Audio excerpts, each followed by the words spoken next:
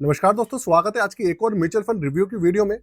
आज आपके लिए एक और स्मॉल कैप कैटेगरी का फंड में लेकर हाजिर हुआ हूं। कोटक स्मॉल कैप फंड उसका नाम होने वाला है।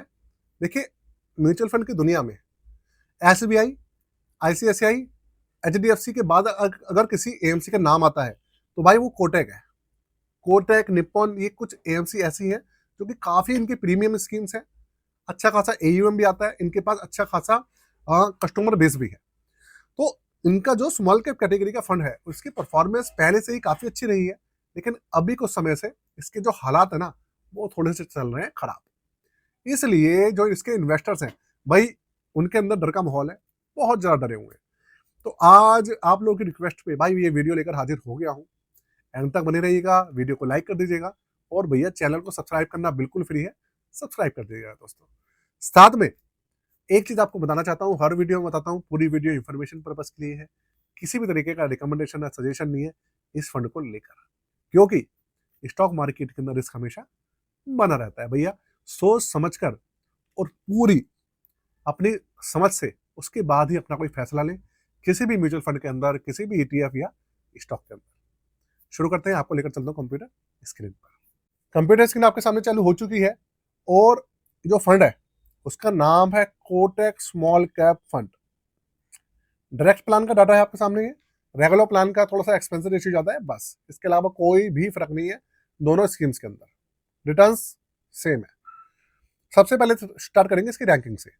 रैंकिंग आप देखिए सिर्फ 2 स्टार है। तो अगर हम रैंकिंग के मद्देनजर देखें तो रैंकिंग देखिए काफी अच्छी नहीं है, लेकिन ठीक है यार, अभी तो एसबीआई की जो रैंकिंग है वो भी 2 स्टार चल रही है। तो इसका मतलब ये तो नहीं है कि भाई सारे फंड बेकार है। ठीक है, हम जानने की कोशिश करते हैं। रैंकिंग तो कम ज्यादा होती रहती है। रिस्क मीटर है इसका वेरी हाई और पिछले 3 साल का सीएजीआर है सिर्फ 17.17% के आसपास। एनईवी इसका चल रहा है 298 रुपये 84 पैसे, ऑलमोस्ट 300 रुपये के आसपास है। अब सबसे पहले शुरू करेंगे इसके रिटर्न्स वाले पोर्शन से, वो देखेंगे, उसके बाद किसी और चीज को चेक करेंगे, क्योंकि सब ना गिरावट से परेशान है। तो भाइयों, ये रहा इसका रिटर्न्स वाला पोर्शन आप लोगों के लिए। यहां देखते हैं, ये देखिए, जो 10 साल का सीएजीआर है वो है 18.55%, 7 साल का है 22%, 5 साल का 24.96, 3 साल का 17%, 1 साल में है भैया 3.65% का नेगेटिव रिटर्न, 6 महीने में 2.23% का रिटर्न, 3 महीने में 3% नेगेटिव, 1 महीने में 2% नेगेटिव। तो अगर आप देखेंगे पिछले 1 साल में इस फंड की जो हालत है ना वो बहुत खराब है, बहुत ज्यादा खराब है। करीबन 0.4% माइनस में चल रहा है। अगर मैं बात करूं बंधन स्मॉल कैप फंड, जो कि नंबर 1 फंड चल रहा है अभी, उसने पिछले 1 साल के अंदर करीबन करीबन 7.65% का रिटर्न दिया है पॉजिटिव। 6.75% का पॉजिटिव रिटर्न निकाल कर दिया है बंधन ने। तो अगर उससे कंपैरिजन करें तो उससे ही काफी पीछे है। करीबन दोनों का डिफरेंस जो है 10% का फर्क है। और पिछले 1 साल में उसने करीबन करीबन 2% के आसपास का 1 या 2% का रिटर्न दिया है और पॉजिटिव, और इसने 1 महीने में नेगेटिव रिटर्न दिया है 2% का। तो यह इस तरीके से देखें तो फंड के जो हालात है वो थोड़े से खराब दिख रहे हैं। अब रीजन क्या है वो हम देखेंगे, समझेंगे और खोजेंगे। उसके बाद आपको जो क्वेश्चन है, आपका जो सबसे बड़ा आपको जो क्वेश्चन है, निकले या रुके, उसका आपको आंसर खुद ब खुद मिल जाएगा। चलते हैं, आगे चलते हैं, थोड़ा सा पोर्टफोलियो चेक करते हैं इसका। पोर्टफोलियो के अंदर ही सारी की सारी इंफॉर्मेशन होती है, वहीं से पता चलता है पूरी की पूरी कहानी। अच्छा, एक चीज आपको बता दूं कि अगर आप हमारी पोर्टफोलियो सर्विसेज लेना चाहते हैं तो उसके लिए भाई डिस्क्रिप्शन के अंदर मैंने व्हाट्सअप नंबर दिया हुआ है, मोबाइल नंबर है। व्हाट्सअप नंबर पे आपको सिर्फ और सिर्फ मैसेज के द्वारा आप कॉन्टेक्ट कर सकते हैं। मैसेज मतलब व्हाट्सअप के द्वारा। चार्जेस है 999 रुपये। आप रिव्यू कराना चाहते हैं, क्रिएट कराना चाहते हैं म्यूचुअल फंड का रिव्यू, म्यूचुअल फंड का रिव्यू नहीं मतलब म्यूचुअल फंड पोर्टफोलियो रिव्यू कराना चाहते हैं, क्रिएट कराना चाहते हैं अपने लिए, करवा सकते हैं। अब चलते हैं इसके पोर्टफोलियो पर दोस्तों, वहां थोड़ा समझते हैं कि भैया उसकी क्या हालत चल रही है। ये रहा इसका पोर्टफोलियो। देखो, सबसे अच्छी बात पता है क्या है इस फंड की? पूरा का पूरा कैश ना इन्होंने मार्केट में लगाया हुआ है। ऐसा नहीं है कि 5% 10% में होल्ड करके बैठे हुए हैं। तो भैया सबसे बड़ा पॉजिटिव पॉइंट तो यही है इनका, इन्होंने ऐसा कुछ काम कर ही नहीं रखा। दूसरी बात,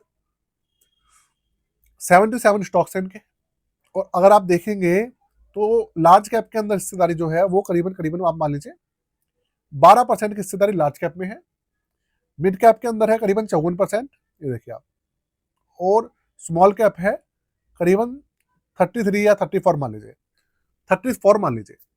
तो स्मॉल कैप कैटेगरी का फंड है, आप समझ रहे हैं आप बात को, स्मॉल कैप कैटेगरी का फंड है और उसके अंदर 34% स्मॉल कैप फंड्स है, स्टॉक्स है, और बाकी सारे मिड कैप और लार्ज कैप है। अब कोई भी पर्सन होगा, कोई नौसिखिया भी होगा ना, वो भी समझ जाएगा कि यार स्मॉल नाम के लिए स्मॉल कैप फंड है और सारा का सारा जो हिस्सेदारी है वो लार्ज कैप और मिड कैप है, और स्मॉल कैप सिर्फ 33% स्टॉक से नहीं है उसके। क्यों भाई? उसका रीजन है, वो मैं आपको बताऊंगा, आप बने रहिए। स्टॉक्स मैंने आपको बताई दिया, इसके अंदर है 77, 9 सेक्टर्स है इसके अंदर। इंडस्ट्रियल सेक्टर है 23.75 और हेल्थ केयर है 21.95, कंज्यूमर डिस्क्रिप्शनरी है 16%, मटेरियल है 11.61, फाइनेंशियल सेक्टर है 10% और टेक्नोलॉजी है 4.97, कंज्यूमर स्टेपल्स है 4.55%, रियल एस्टेट है 4.25%।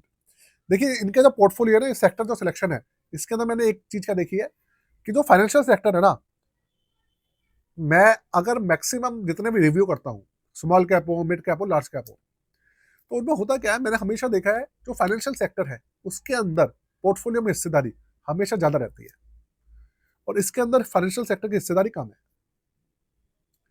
और फाइनेंशियल सेक्टर सबसे अच्छे रिटर्न निकाल के देता है, और काफी ज्यादा ना, आप समझ लीजिए, देश की रीढ़ की हड्डी है यार, बैंकिंग सिस्टम है पूरा, जल्दी गिरता भी नहीं है, और वो इसके अंदर कम है, इसीलिए इसके रिटर्न्स इस वजह से भी कम है, ये भी एक कारण है। आगे चलते हैं, आगे तो देखिए इसकी पूरी की पूरी होल्डिंग वगैरह है। तो अगर आप बात करें इसकी गिरावट की, तो देखो अब क्या करना है, इसके अंदर जो सबसे बड़े कारण जो है वो तो एक तो ये है कि भैया ये करीबन करीबन मैक्सिमम पैसा लार्ज कैप और मिड कैप लेके बैठे हैं इसके अंदर स्टॉक्स के, तो इसलिए रिटर्न्स कम निकल कर आ रहे हैं, मिड कैप बहुत ज्यादा है, लार्ज कैप है।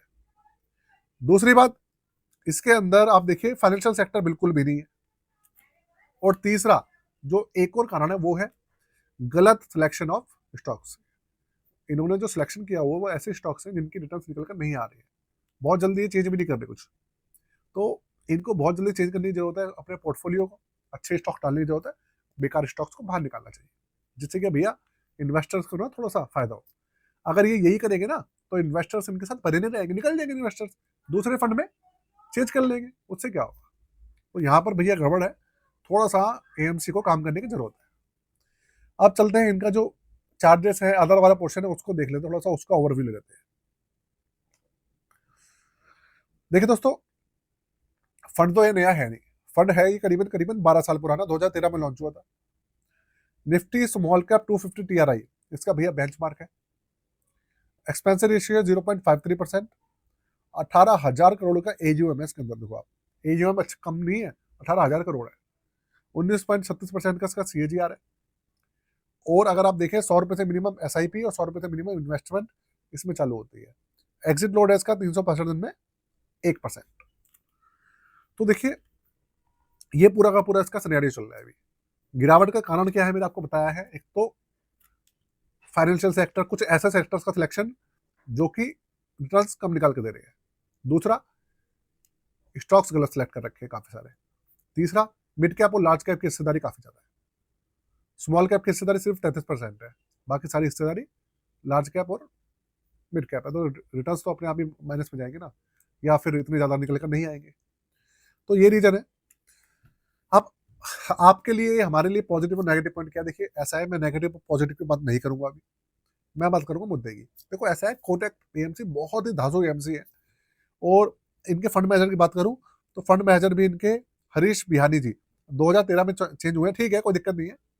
फंड की परफॉर्मेंस हमेशा अच्छी रही है इसकी, मैंने देखा है। तो एएमसी में कोई चेंज नहीं है, कुछ नहीं है, सबको ठीक ठाक चल रहा है। जैसे ही स्मॉल कैप इंडेक्स चलेगा, अभी डाउन चल रहा है थोड़ा सा, जैसे ही चलेगा फंड अपने आप ठीक हो जाएगा, साथ में एएमसी भी चेंज करेगी बहुत सारी चीजें। तो आप लोग ना टेंशन मत लीजिए, घबराइए मत। आप लोगों के दिल में ऐसा हो कि भाई डर बैठा हो या कुछ हो, ऐसा मत कीजिएगा। बहुत सारे लोग क्या करते हैं, एसआईपी रोकने लग जाते हैं, कुछ करने लग जाते हैं, ऐसा मत कीजिएगा, ठीक है। शांति से रहिए, प्यार से रहिए, घबराने की जरूरत नहीं है। बाकी भैया वीडियो अच्छी लगे तो भैया सब्सक्राइब कर दीजिएगा और वीडियो को लाइक कर दीजिएगा। आज के लिए जय हिंद।